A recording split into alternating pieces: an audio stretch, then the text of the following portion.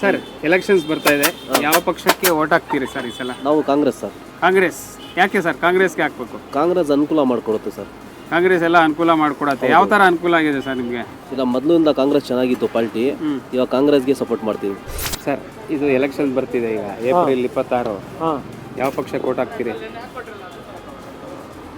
ಯಾವುದಕ್ಕೆ ಅಂದರೆ ಕಾಂಗ್ರೆಸ್ಗೆ ಹಾಕೋದು ನಾವು. ಕಾಂಗ್ರೆಸ್ಗೆ ಹಾಕೋದು 100%. ಯಾಕೆ ಸರ್ ಕಾಂಗ್ರೆಸ್ಗೆ ಹಾಕ್ಬೇಕು?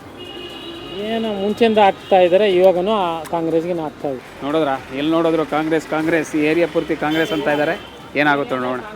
ಇದು ಎಲೆಕ್ಷನ್ಸ್ ಬರ್ತಾ ಇದೆ, ನೀವು ಯಾವ ಪಕ್ಷಕ್ಕೆ ಓಟ್ ಹಾಕ್ತೀರಮ್ಮ? ಎಲ್ಲ ಪಕ್ಷ ಒಂದೇ ಸರ್.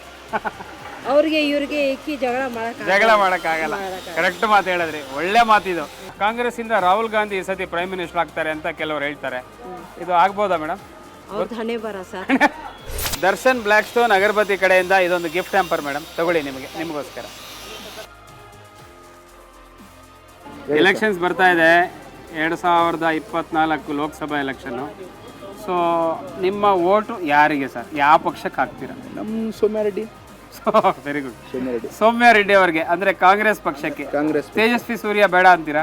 ಬೇಡ, ಈ ಸಲ ನೋಡೋಣ, ಅವಕಾಶ ಕೊಡೋಣ ಇವ್ರಿಗೆ, ಸೌಮ್ಯ ರೆಡ್ಡಿಗೆ. Very good, correct correct.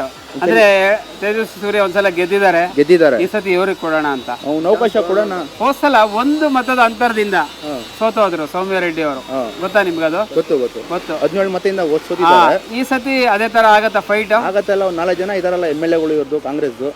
ಈ ಸತಿ ಲೋಕಸಭಾ ಎಲೆಕ್ಷನ್, ಲೋಕಸಭೆ ಸಪೋರ್ಟ್ ಆಗತ್ತೆ ಸೌಮ್ಯ ರೆಡ್ಡಿಗೆ. ಇನ್ನು ಕಾಂಗ್ರೆಸ್ ರಾಹುಲ್ ಗಾಂಧಿ ಬರ್ಲಿ ಅಂತ. ರಾಹುಲ್ ಗಾಂಧಿ ಚೆನ್ನಾಗಿ ನಡೆಸಬಹುದಲ್ವಾ ಸರ್? ನೋಡೋಣ ಸರ್, ನಡೆಸಬಹುದು.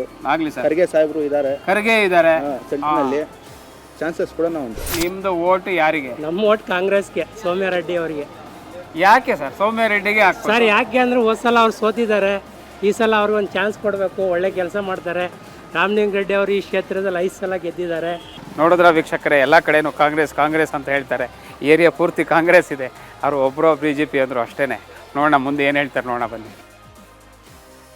ಓಟ್ ಯಾವ್ದಕ್ಕೆ ಹಾಕ್ತೀರಾ? ಯಾವ್ದಕ್ಕ ನಮ್ಗೆ ಇಷ್ಟ ಬರ್ತೈತೆ ಅವ್ರಿಗೆ ಹಾಕ್ತಿರಿ. ಯಾರು ಬಂದ್ರೇನು ನಮ್ಗೆ ಇದಿಲ್ಲ, ಯಾರು ಬರ್ಲಿಲ್ಲ ಅಂದ್ರೆ ಇದಿಲ್ಲ. ಏನು ತೊಂದರೆ ಇಲ್ಲ, ಯಾವ ಪಕ್ಷ ಬಂದ್ರು ಯಾವ್ದನ ಬರ್ಲಿ ನಮ್ಗೇನು. ಈ ಎಲೆಕ್ಷನ್ಸ್ ಬರ್ತಾ ಇದೆ, ಯಾವ ಪಕ್ಷಕ್ಕೆ ಓಟ್ ಹಾಕ್ತೀರಾ? ಮೋದಿಗೆ ಹಾಕ್ತೀರಾ? ಎಲೆಕ್ಷನ್ಸ್ ಬರ್ತಾ ಇದೆ, ಯಾವ ಪಕ್ಷಕ್ಕೆ ಓಟ್ ಹಾಕ್ತೀರಾ? BJP ಕಾಂಗ್ರೆಸ್? BJP ಹಾಕ್ತಿವಿ. 2024 ಎಲೆಕ್ಷನ್ ಬರ್ತಾ ಇದೆ, ಯಾವ ಪಕ್ಷಕ್ಕೆ ಓಟ್ ಹಾಕ್ತೀರಮ್ಮ? ಕಾಂಗ್ರೆಸ್ಗೆ ಹಾಕ್ತಿವಿ. ಕಾಂಗ್ರೆಸ್ಗೆ ಹಾಕ್ತೀರಿ. ಇಲ್ಲಿ ಸೌಮ್ಯ ರೆಡ್ಡಿ ಕಾಂಗ್ರೆಸ್ ಇಂದ ನಿಂತಿದ್ದಾರೆ, BJP ಇಂದ ತೇಜಸ್ವಿ ಸೂರ್ಯ ಇದ್ದಾರೆ. ಸೊ ನೀವು ಅವ್ರಿಗೆ ಹಾಕ್ತೀರಾ, ಇವ್ರಿಗೆ ಹಾಕ್ತೀರಾ? ಸೌಮ್ಯ ರೆಡ್ಡಿಗೆ ಹಾಕ್ತೀರಾ? ಸೌಮ್ಯ ರೆಡ್ಡಿಗೆ ಹಾಕ್ತಿವಿ. ಸೌಮ್ಯ ರೆಡ್ಡಿಗೆ ಹಾಕ್ತೀರಿ. ಸರ್ ಎಲೆಕ್ಷನ್ಸ್ ಬರ್ತಾ ಇದೆ, ಯಾವ ಪಕ್ಷಕ್ಕೆ ಓಟ್ ಹಾಕ್ತಿದ್ದೀರಿ? BJPಗೆ. ಯಾಕೆ ಸರ್ BJP ಹಾಕ್ಬೇಕು? ಒಳ್ಳೇದು ಮಾಡಿದಾರಲ್ಲ. 2024 ಲೋಕಸಭಾ ಎಲೆಕ್ಷನ್ಸ್ ಬರ್ತಾ ಇದೆ, ಯಾವ ಪಕ್ಷಕ್ಕೆ ಓಟ್ ಹಾಕ್ತೀರಾ? ಹಾಕ್ತೀನಿ ಸರ್, ಕೈಗೆ ಹಾಕ್ತೀನಿ. ಕಾಂಗ್ರೆಸ್ಗೆ ನಿಮ್ಮ ಓಟು ಯಾಕೋಸ್ಕರ ಸರ್? ಕಾಂಗ್ರೆಸ್ ಏನು ಕೆಲಸ ಮಾಡಿದೆ ಅಂತ ಹಾಕ್ತೀವಿ? ಏನು BJP ಮಾಡಿದ್ರೆ ಎಲ್ಲ ರೇಟ್ ಜಾಸ್ತಿ ಇದು ಮಾಡಿದ್ದಾರೆ, GST PST ಎಲ್ಲ ಮಾಡಿದ್ದಾರೆ, ಎಲ್ಲ ಜಾಸ್ತಿ ಆಗಿದೆ. ಎಲ್ಲ ಜಾಸ್ತಿ ಆಗಿದೆ. ಇಲ್ಲಿ ನೋಡಿದ್ರೆ ವೀಕ್ಷಕರೇ, ತಿಲಕ್ ನಗರ ಮುಗಿಸಿದ್ದೀವಿ. ಕಾಂಗ್ರೆಸ್ ಕಾಂಗ್ರೆಸ್, ಎಲ್ಲೋ ಒಂದು ಕಡೆ BJP. ಈ ಏರಿಯಾ ಬಿಡೋಣ, ಮುಂದಿನ ಏರಿಯಾಕ್ಕೆ ಹೋಗೋಣ. ಕಮಾನ್.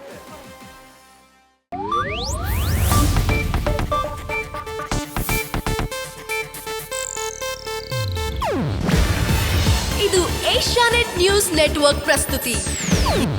ನೀವು ನೋಡ್ತಿದ್ದೀರಾ ಏಷ್ಯಾನೆಟ್ ಸುವರ್ಣ ನ್ಯೂಸ್.